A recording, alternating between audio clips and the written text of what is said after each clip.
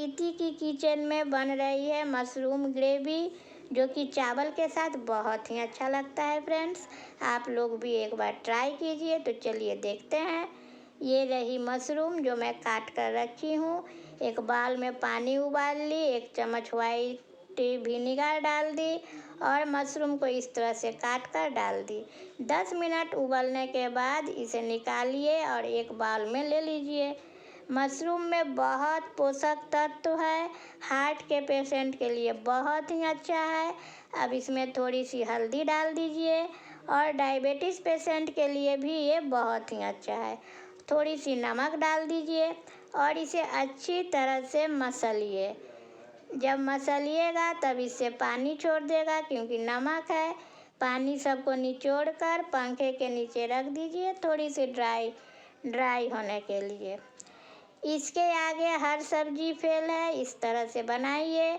देखिए यहाँ पे 1 चम्मच धनिया, 2 सूखी लाल मिर्च, थोड़ी सी काजू को मैं हल्का फ्राई कर रही हूँ और जार में 1 चम्मच कश्मीरी लाल मिर्च और 1 चम्मच गोल मरीच देकर पीस लूँगी। यहाँ पे रही प्याज, टमाटर और लहसुन बारीक कटी हुई। अब एक पैन में 2 चम्मच सरसों तेल, मशरूम हरदम सरसों तेल में ही फ्रेंड बनाइएगा।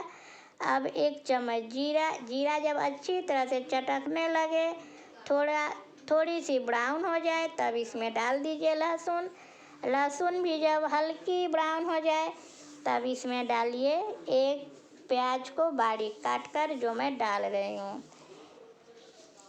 फ्रेंड्स, जो भी देखिए पूरी देखिए, जो वीडियो देखिए पूरी देखिए, ताकि आप समझ सके। स्किप कर मत देखिए। देखिए एक हरी लाल मिर्च डाल दी। अब जब प्याज अच्छी तरह से ब्राउन हो गई, तब मैं इसमें टमाटर डाल दी। टमाटर को भी बहुत अच्छी तरह से सॉफ्ट होना है प्याज के साथ। तो क्या करेंगे, इसमें थोड़ी सी नमक डाल देंगे। नमक डाल देने से बहुत जल्दी बहुत सुंदर सॉफ्ट हो जाएगा। अगर आपको लगे तो थोड़ी सी ढक दीजिए, नहीं तो इसी तरह चलाइए, गल जाएगा। देखिए अब इसमें मैं नमक डाल दी। अब फिर से चलाऊंगी, बिना नमक दिए थोड़ी देर चला दी। अब फिर इसको नमक डालकर थोड़ी देर चलाऊंगी और थोड़ी सी ढक दीजिए। देखिए बिल्कुल टमाटर गल गई। अब इसमें धनिया वाली पेस्ट डाल दी। अब इसे अच्छी तरह से पकाना है, जब तक न सब पानी सूख जाए और ऊपर से तेल दिखने लगे। ये देखिए कितना सुंदर हुआ है मसाला रेडी। अब इसमें मलाई डालिए 1 चम्मच। अगर घर में क्रीम नहीं है तो दूध वाली मलाई को निकाल कर थोड़ी सी फेंट दीजिए और डाल दीजिए। अब चलाकर देखिए कितना सुंदर मसाला लग रहा है। अब इसमें मशरूम को डाल दीजिए। मशरूम को फ्राई करने की ज़रूरत नहीं है, इसी तरह ये बहुत ही अच्छा लगेगा।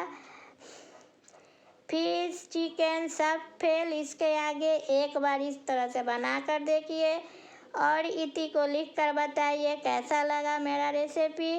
और अगर अच्छा लगे तो क्या करना है आप लोग तो जानते हैं, और साथ साथ बेल आइकन को भी ज़रूर से दबा दीजिए, ताकि मेरी हर एक वीडियो आपके पास जल्दी से पहुंच जाए। देखिए पानी डाल दी।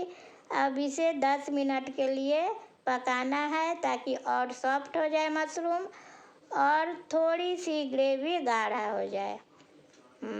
अब उतारते समय थोड़ी सी चीनी, थोड़ी सी गरम मसाला डाल दीजिए। अब देखिए मैं बना दी और सर्व भी कर दी। देखिए कितना सुंदर लग रहा है। अब चावल के साथ खाइए और इति को लिखकर ज़रूर बताइए कैसा लगा रेसिपी, और अपने फ्रेंड के साथ, फैमिली के साथ शेयर कीजिए। तब तक के लिए मैं चलती हूँ।